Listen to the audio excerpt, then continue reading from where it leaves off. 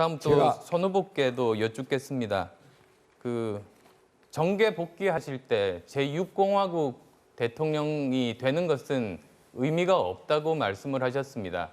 그런데 처음에 이제 이번 대선 때 개헌을 하자고 주장하셨습니다만 현실적으로 힘들다고 이제 판단하셔서 이제 저와 같은 생각으로 내년 총선 때, 내년 지방선거 때 개헌을 하자는 걸로 이제 입장이 바뀌셨습니다. 만약에 그렇다면 제6공화국 대통령 후보로 나서시겠다는 겁니다. 이렇게 입장이 바뀌신, 소신이 바뀌신 이유는 왜입니까? 제가 6공화국의 명은 끝났다. 7공화국을 하자. 강진에서 서울 올라오면서 한 말입니다. 그리고 그때 개헌을 했으면은 우리는 7공화국의 대통령 또는 7공화국의 책임 총리를 뽑는 이 마당이 지금 돼 있을 겁니다. 안철수 후보께서도 그 개헌에 대해서는 상당히 소극적인 것으로 제가 알고 있습니다. 그러나 우리나라는 대통령제의 폐해를 너무 보고 기득권, 패권 제도를 이제 끝내야 합니다.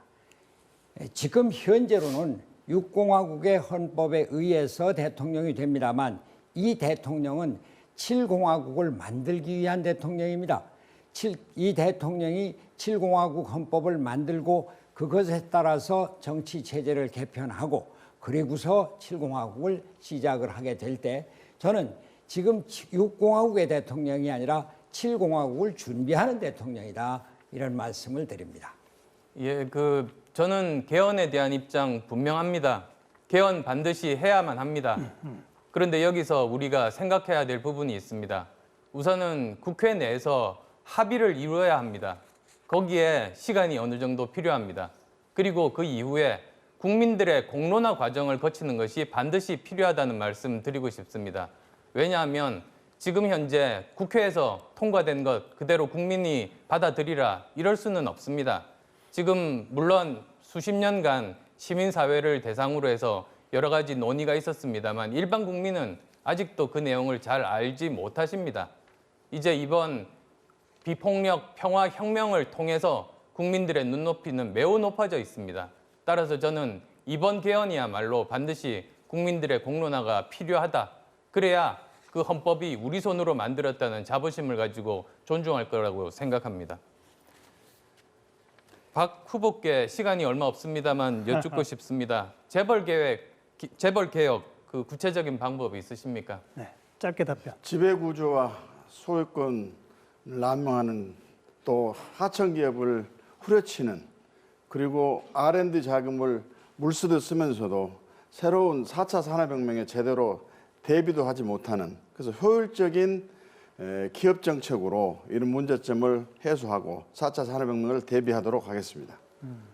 마침 이제 박주선 후보가 주도권 토론 시작하실 시간이거든요. 재벌개혁에 미진한 게 있으면 뭐 거기에 추가하셔서 9분 시간 쓰셔도 좋습니다. 재벌개혁과 관련해서는 경제민주화, 투명한 경영, 중소기업업종의 침범, 또 동반성장 여러 가지가 있습니다만 그것은 경제정책과 관련된 질문에서 말씀드리도록 하고 제가 준비됐던 질문을 먼저 드리겠습니다. 우리 안철수 후보께 말씀을 드리겠습니다. 자강론은 일부에서 이것은 고립주의를 달리 표현한 것이다. 자강은 안철수 후보에게도 도움이 안 되고 우리의 집권 전략도 아니다. 사당 체제 하에서 대통령 내 후보가 경선을 하는데 지금 현실적으로 보면 더불어당은 우리 당의 지지율의 4배 이상이 되고 있습니다. 이런 상태에서 우리 당의 문호를 활짝 열어가지고 정체성을 함께하는 반부패, 패권, 국정농단 세력을 제한 사람과 대연합을 해야만이 집권을 하고 집권 이후에 안정적인 국정을 수행하면서 쪼개진 나라, 갈라진 국민을 하나로 묶을 수 있다고 하는데 이 자강론만 주장을 해가지고 과연 우리가 우리 국민당이 집권할 수 있겠느냐 또 그리고 집권하더라도 효율적인 국정 운영이 될 수 있겠는가 하는 점에 대한 답변을 듣고 싶습니다. 제가 말씀드리는 자강론은 폐쇄적인 자강론이 아닙니다. 우리 국민의당이 처음 창당됐을 때부터 선언을 했습니다.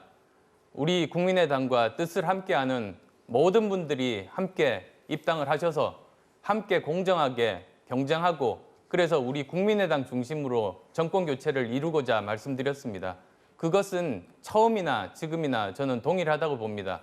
그리고 제 목표도 우리 국민의당이 중심이 되어서 집권하는 것이라는 말씀드립니다. 국민의당을 중심으로 해서 집권하는 데 있어서는 자강보다는 문호를 개방해서 우리가 뜻을 같이 하고 가치를 함께하는 사람에게 함께 들어와서 국민당 중심으로 선거 전략을 짜고 대선에 협력해서 집권한 이후에 서로 책임과 역할을 나눠 가지고 같은 목표를 향한 사명을 가지고 획기적인 국정의 변화와 계획을 갖자, 이런 취지의 저는 대연합론을 주장하고 있습니다. 그런데 이론상으로는 자강하게 되면 대단히 순수하고 반드시 이뤄낼 수 있는 것처럼 들릴지 모르지만 현실은 그렇지 않습니다. 자강 주장한 이후에 우리 당에 미치는 안철수 후보님의 지지율과 관련된 앞으로 대선 전략과 관련돼서 어떤 효과적인 긍정적인 결과가 나왔는지 한번 질문하고 싶습니다. 예, 조금 전 박 후보께서 말씀하신 표현이 사실은 저와 거의 똑같다는 생각을 했습니다. 우리 뜻에 동참하는 사람들, 우리 당에 들어와서 함께하자. 그건 또 제가 드린 말씀 아닙니까? 그리고 또 지금 현재 우리 경선이 진행되면서 박 후보께서도 아시겠습니다만 우리 지지율이 조금씩 이렇게 올라가고 있습니다. 계속 상향 추세입니다. 이것이 아마도 그런 생각들이 모인 긍정적인 효과 아닌가 합니다. 그렇다면 지금이라도 군더더기 조건을 붙이지 말고 대연합으로 패권에 의한 권력의 이동을 막자, 이렇게 대담하게 주장을 하고 제안할 용의는 없습니까? 우리 당 입당을 막겠다고 하지 않았지 않습니까? 우리 손학규 후보님께 질문을 하겠습니다. 틸러슨 미 국무장관이 우리는 중요한 파트너고 일본은 중요한 동맹이다. 얼라이와 파트너를 구별해서 사용했는데요. 이 틸러슨의 주장은 미국이 평소에 우리나라와 일본과의 관계에 있어서의 국가적 동맹의 중요성을 표현하는 평가의 표현이 아닌가, 이런 생각도 갖고, 또 지금 어떻게 보면 말 실수가 아니냐 하는 생각도 해봅니다만, 틸러슨 국무장관 이런 주장에 대해서 우리 손학규 대표님의 견해를 한번 묻고 싶습니다. 예, 새로운 것이 아닙니다. 미국이 분명 일본을 대하는 태도와 한국을 대하는 태도가 다릅니다. 일본은 굳건한 얼라이고 동맹이고, 한국은 파트너다. 사실 미국의 정계에서 한국의 중요성, 한국의 안보에 대해서 그렇게 높이 중시하는 사람들이 그렇게 많지 않습니다. 그러면서도 사드를 배치한다고 하면서 미국의 MD 체제를 한국의 전선을 구축하려고 하는 겁니다. 그렇게 되면은 한반도가 미국, 일본, 그리고 하위 파트너로서의 한국이 한 축이 되고, 저쪽은 중국과 북한, 그리고 러시아가 한 축이 되는 전장의 그 현장이 될 수가 있어서, 그래서 사드 배치에 대해서 우리가 주의를 해야 한다고 하는 것입니다. 우리 한반도에 전쟁이 절대로 있어서는 안 됩니다. 전쟁을 막기 위해서는 평화체제를 구축해야 하고, 미국과 중국이 한반도에서 대화를 하고, 미국과 북한이 대화를 해서 앞으로 국교 정상화의 길로 나가야 합니다.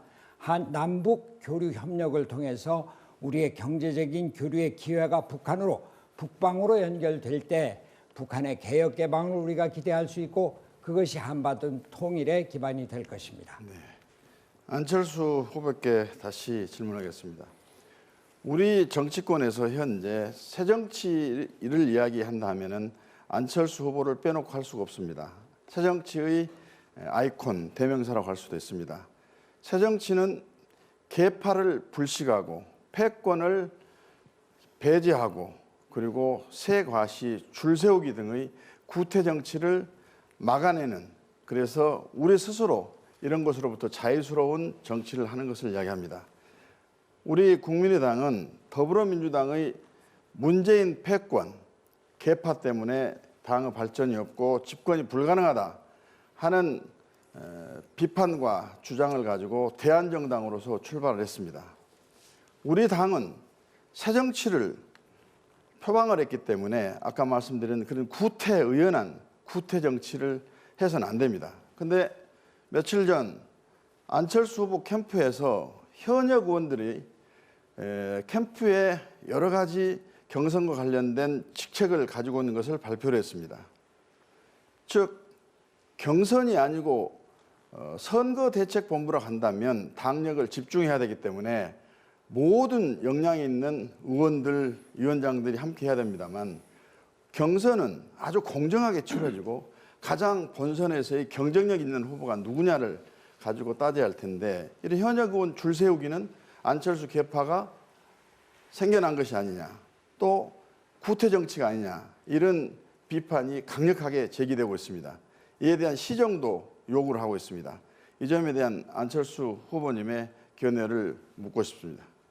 예, 지금 뭐 일반적으로 다른 정당들도 보시면 이제 각 캠프별로 현역 의원들이 포함돼서 열심히 일하고 있습니다. 그런데 거기서 주의할 점은 선거를 관리하는 그런 역할을 부여받은 현역 의원들은 캠프에 소속되면 안 된다는 점입니다. 그리고 저도 분명히 말씀드립니다만 지금 현재 캠프에서 일하고 있는 몇 안 됩니다. 그 현역 의원분들은 그런 선거를 관리하는 역할이 아니다는 말씀 드리겠습니다. 네. 왜 현역 의원을 줄 세우기 하고 지역위원장을 앞세우기 하고 하는 등의 세과시를 하게 되면 문제냐면 능력과 자질 경륜에 따라서 본선의 경쟁력 있는 후보를 경선에서 선출을 시켜서 집권을 해야 될 국민의당이 그런 문제는 도외시하고 사람 숫자에 따라서 또 민주정당이 또 새정치를 한다는 정당이 지역위원장이 당원에게 일방적인 지시를 하는 등의 그런 정치에 의해 가지고 그런 경선 구도 속에서 후보가 결정이 되게 됐을 때 과연 국민이 기대하는 후보, 우리 당이 집권할 수 있는 후보가 되겠느냐 하는 측면에서의 매우 부정적인 영향이 있을 것으로 생각되기 때문에 이걸 시정과 함께 이런 일은 없어야 한다고 저는 주장합니다. 네. 박주선 후보까지 세 분의 주도권 토론 모두 마무리를 지었습니다. 이제 공통 질문 하나 더 소화하고 이제 본격적인 리더십 검증 토론으로 넘어가겠습니다. 이번에는 안철수 후보가 먼저 답변할 차례고 시간은 1분이고요. 아까 주도권 토론 시간에도 잠깐 나왔던 주제입니다. 지금 국민의당의 의석 절대 다수는 호남 의석입니다. 그야말로 호남이 텃밭인 정당 이렇게 말할 수 있습니다. 그런데 당의 지지도도 또 대선 후보들의 지지도도 호남에서도 민주당한테 뒤처지고 있습니다. 호남의 당 지지도 또 대선 후보 지지도를 끌어올릴 보관이 있으신지 구체적으로 안철수 후보부터 1분입니다. 예, 우선 저희들이 부족한 탓입니다.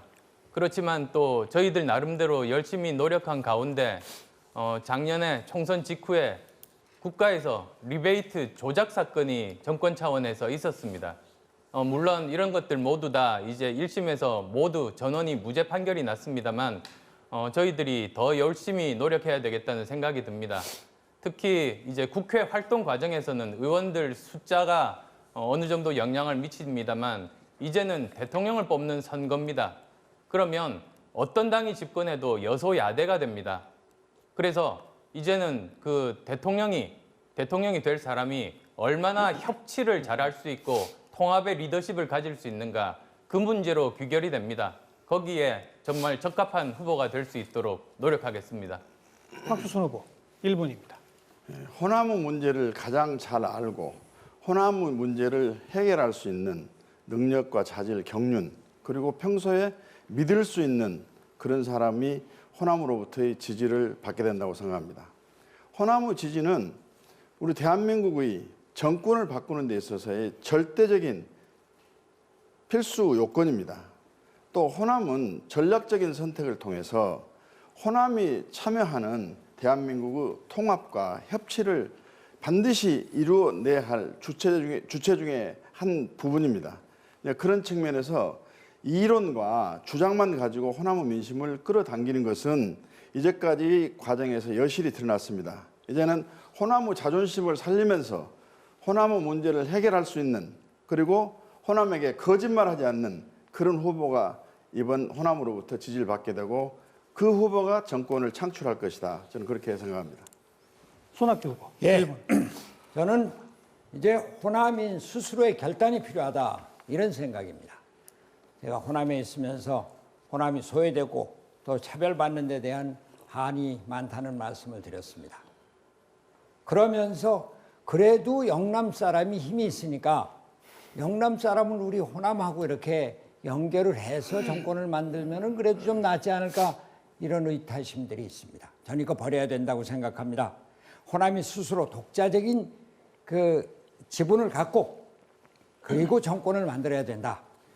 연립 정권에서 우리 호남이 갖고 있는 확실한 지분을 갖고 호남에 사람을 등용하고 호남에 투자를 하고 그렇게 해서 민주주의 호남뿐만이 아니라 경제 성장의 어떤 중심으로서의 호남 이것에 대해서도 확고한 자부심을 가질 수 있도록 이제 호남 스스로가 결단을 해서 우리 정권을 만들 수 있는 능력 있는 사람 이런 사람을 뽑아야 할 것입니다.